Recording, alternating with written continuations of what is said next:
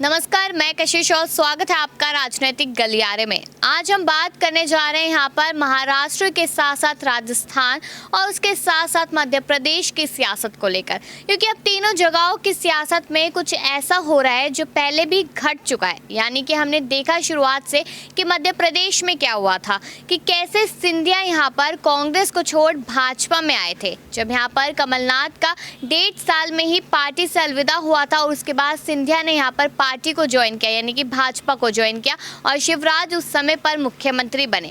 वैसा ही सेम हमने देखा महाराष्ट्र में जो हो रहा है। महाराष्ट्र में क्या होता है कि शिंदे भी यहाँ पर अपने विधायकों को लेकर असम पहुँचते हैं, सूरत जाते हैं, फिर असम जाते हैं, उसके बाद वहाँ पे बैठक करते हैं। तो कहीं ना कहीं वहाँ पर भी ऐसी तस्वीरें सामने है कि गठबंधन टूट सकता है। अब बारी यहाँ पर आती है सचिन पायलट की, और सवाल भी सचिन पायलट को लेकर ही उठ रहे हैं कि आखिरकार क्या ऐसा सचिन पायलट भी करते नजर आएंगे, क्योंकि हम लगातार आपको हर एक जानकारी सचिन पायलट को लेकर भी देते रहते हैं कि किस तरीके से वो अशोक गहलोत से अभी भी नाराज है। उनकी नाराजगी का दौर अभी भी लगातार जारी है और इसी चीज को लेकर सचिन पायलट भी आने वाले टाइम में ऐसा कोई बड़ा कदम उठा सकते हैं। अभी जब राज्यसभा के चुनाव थे तो उससे पहले कई दिनों तक कयास लग रहे थे कि सचिन पायलट या कांग्रेस को छोड़ भाजपा का दामन थामते नजर आएंगे। जेपी नड्डा ने भी अपने बयान में काफी कुछ कहा था, लेकिन उसके बाद भी यहाँ पर सचिन पायलट ने कांग्रेस को नहीं छोड़ा, क्योंकि उन्हें उम्मीदें थी कि शायद जो उन्हें यहाँ पर जिम्मेदारियां चाहिए या उन्हें कोई बड़ा पद चाहिए वो उन्हें ज़रूर मिलेगा। और यहाँ पर हमने क्या देखा कि कांग्रेस पार्टी ने उन्हें नेतृत्व दिया। जो कश्मीर जोड़ो अभियान था, यानी कश्मीर से कन्याकुमारी का जो अभियान था, वहाँ पर नेतृत्व करने की उन्हें जिम्मेदारी दी। कहीं ना कहीं लोगों ने ये भी कहना शुरू कर दिया था कि एक लॉलीपॉप थमा दिया गया है सचिन पायलट के हाथ में, तो सचिन पायलट इस वजह से रुके हुए हैं। अभी ईडी वाला मामला सामने आया, उसके बाद अग्निपथ योजना का मामला सामने आया, यहाँ पर सचिन पायलट की गिरफ्तारी तक हो गई, लेकिन यहाँ पर कांग्रेसी नेता कुछ भी नहीं बोला, जितना कुछ यहाँ पर अशोक गहलोत के लिए बोला था। तो अब यहाँ पर सचिन पायलट को लेकर यही सवाल बने हुए हैं कि क्या सच में सचिन पायलट भी सिंधिया की तरह, शिंदे की तरह कुछ ऐसा ही करते नजर आएंगे। तो चलिए इस प्रोग्राम में शुरुआत सबसे पहले सिंधिया से ही कर लेते हैं। बताते चलते आपको एक छोटी से बारीक जानकारी कि आखिरकार कब से इन सारी चीज़ों की शुरुआत हुई थी। बात है 2008 की, जब मध्य प्रदेश में कि किस तरीके से सियासत में बदलाव देखने को मिला था। 2018 की अगर शुरुआत की बात की जाए तो यहाँ पर कमलनाथ की सरकार आई, सिंधिया भी साथ में थे, लेकिन सरकार 1.5 साल में ही टूटती सी नजर आई और यहाँ पर सिंधिया ने अपने कदम पीछे खींचे और कहीं ना कहीं भाजपा की तरफ आगे बढ़ाते नजर आए, क्योंकि उनका भी यही कहना था कि उनकी बातें पार्टी में नहीं सुनी जाती, वो तवज्जो उन्हें पार्टी में नहीं दी जाती जो उन्हें चाहिए, वो जिम्मेदारी नहीं दी गई, जिसकी वजह से कहीं ना कहीं वो 1.5 साल में पार्टी टूटी और उसके बाद अपने विधायकों को साथ लेकर यहाँ ज्योतिरादित्य सिंधिया बाहर चल दिए और यहाँ शिवराज मुख्यमंत्री बने। ये बहुत बड़ी बात थी यहाँ पर कि यहाँ पर भाजपा के बहकावे में आते नजर आए थे सिंधिया। लेकिन उसके बाद क्या होता है कि सिंधिया लगातार पार्टी में चलते रहते हैं, उसके बाद भाजपा में ज्वाइनिंग होती है, लेकिन फिर खबर सामने आती है और आज के प्रेजेंट टाइम की अगर बात की जाए तो अभी भी यहाँ पर कांग्रेसी नेता यही कहते नजर आते हैं कि यहाँ पर सिंधिया सिर्फ और सिर्फ पछता रहे हैं कि उन्होंने उस समय पर क्यों कांग्रेस पार्टी को छोड़ा और आज भाजपा भी उन्हें कोई खास तवज्जो नहीं दे रही है, कोई खास जिम्मेदारी नहीं दे रही। लेकिन सोचने वाली बात तो यह है कि जब उन्होंने पार्टी को छोड़ा तो उसके बाद भाजपा ने उन्हें राज्यसभा में भेज दिया था, तो इतनी बड़ी जिम्मेदारी उनको दे दी गई, तो आखिरकार यहाँ पर किस बात का जो दिक्कत है कांग्रेस पार्टी को, वो किस बात की दिक्कत है, वो जो लगातार यहाँ मध्य प्रदेश में देखने को मिल रही है। और इस बात की एक और बात की जाए तो बता दें यहाँ पर ये भी जानकारी सामने आई थी कि कमलनाथ को लेकर ये जानकारी सामने आई, जो महाराष्ट्र में किस तरीके से सियासत बिगड़ने लगी, तब कांग्रेस पार्टी ने कमलनाथ को भेजा नेतृत्व करने के लिए। तो यहाँ पर विपक्षियों का लगातार ये कहना था, जो केंद्र सरकार थी उनका ये कहना था कि जो मध्य प्रदेश में रहकर अपनी पार्टी को नहीं संभाल पाया, वो आखिरकार महाराष्ट्र में आके किसी और की पार्टी को क्या ही संभालेगा। और कमलनाथ को लेकर बहुत सारी बातें लगातार सामने आती रही, लेकिन कमलनाथ ने फिर भी उद्धव ठाकरे से बात की और खास बात यह है कि उस चीज़ का कोई फायदा नहीं हुआ, लेकिन कहीं ना कहीं कमलनाथ को लेकर भी यहाँ पर लोगों ने तंज कसने शुरू कर दिए थे।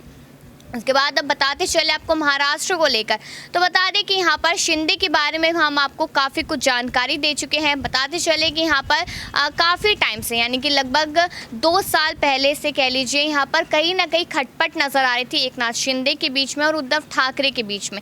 लेकिन 2 से 3 महीने पहले की बात है जब लगातार खटपट बढ़ती चली गई और उस दौरान क्या हुआ कि यहाँ पर एकनाथ शिंदे काफ़ी कुछ कहना चाहते थे, उद्धव ठाकरे से अपनी बात रखना चाहते थे, जिम्मेदारियों को लेकर कुछ कहना कहना चाहते थे, गठबंधन को लेकर कुछ कहना चाहते थे। वो ये कहना चाहते थे कि बाला साहेब ठाकरे जी हमेशा हिंदुत्व की राह पे चले, तो हमें भी उसी राह पे चलना चाहिए, हमें कांग्रेस की विचारधारा को नहीं अपनाना चाहिए। लेकिन यहाँ पर जिस तरीके से जब उद्धव ठाकरे ने कांग्रेस का हाथ थामा था, तभी शायद उन्होंने सोच लिया था कि जैसा कांग्रेस कहेगी वैसा वो करेंगे, और लगातार उसी तरीके का हिसाब यहाँ पर चलता जा रहा था। लेकिन एकनाथ शिंदे को और उनके विधायकों को ये चीज़ बिल्कुल भी नागवारा थी, और उसके बाद ही ये सारा फैसला लिया गया। एकनाथ शिंदे ने अचानक से यहाँ इस्तीफा दिया, और इस्तीफे के बाद ही वो यहाँ पर गुजरात पहुंचे। उनके साथ साथ कुछ विधायक, 23 की संख्या थी विधायकों की, बढ़ते बढ़ते 33 हुई, 40 हुई, 42 हुई, लेकिन इस वक्त 46 हो चुकी है, और लगभग उनके पास सीटें 157 है, वही उद्धव ठाकरे के पास 127 है।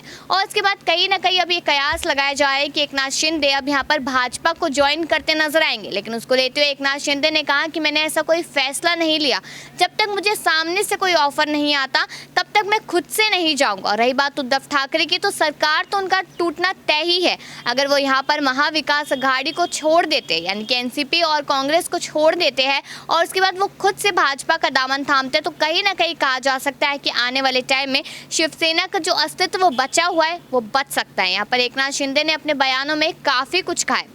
अब बारी यहाँ पर आती है राजस्थान को लेकर, क्योंकि चुनाव अब राजस्थान के भी है। अभी राज्यसभा चुनाव हुए तो शायद एक राजस्थान ही ऐसी जगह थी जहाँ पर बीजेपी ने हार का सामना किया, वरना सारी जगहों पे जीत ही देखी है।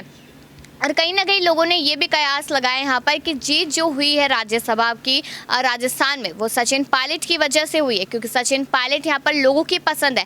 बीच में हमने आपको बताया भी था कि एक ट्रेंड राजस्थान में चला था कि राजस्थान मांगे मोदी सरकार, लेकिन सचिन पायलट के मुख्यमंत्री के रूप में कहीं ना कहीं लोगों को सचिन पायलट ही चाहिए थे। तो अभी भी लोगों की लगातार यही मांग है कि सचिन पायलट ही यहाँ पर मुख्यमंत्री बने, लेकिन सरकार यहाँ पर भाजपा की है। और इसी चीज़ को लेकर अब बातें यही बन रही है कि शायद अब बारी सिंधिया शिंदे के बाद अब बारी यहाँ पर सचिन पायलट की है। सचिन पायलट यहाँ पर एक बड़ा कदम उठाते नजर आएंगे, क्योंकि लगातार हम खटपट देख रहे हैं कि किस तरीके से यहाँ पर अभी भी नाराजगी का दौर जो है अशोक गहलोत और सचिन पायलट के बीच में वो लगातार बना हुआ है। और इसी चीज़ को लेकर यहाँ पर लगातार सवाल बने हुए हैं। समर्थकों की ये मांग है, जनता की ये मांग है कि सचिन पायलट जल्दी भाजपा को ज्वाइन करे। और देश भर में सभी को मालूम है कि किस तरीके से कांग्रेस पार्टी के हालात बन चुके हैं। अगर कांग्रेस पार्टी यहाँ पर एक बड़ा कदम उठाती नहीं है अपने आने वाले टाइम के लिए, अपनी पार्टी के लिए, तो यहाँ पर पार्टी भी पूरी तरीके से खत्म होती नजर आएंगी।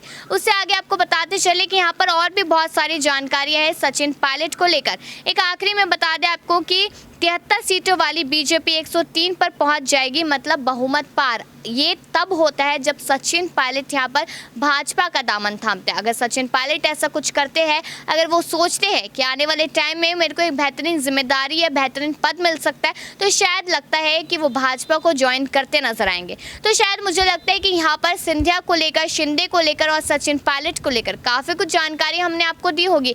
लेकिन क्या लगता है कि शिंदे और सिंधिया की तरह क्या सचिन पायलट भी यहाँ पर अपनी पार्टी से बगावत करते हुए नजर आएंगे? और अगर बगावत करते हैं तो उसके बाद क्या वो फैसला उनके लिए सही होगा? तो अपनी राय जरूर दीजिएगा, और बाकी इसी खबरों के लिए देखते रहिए राजनीतिक गलियारा। मिलते हैं फिर इसी समय पर। नमस्कार।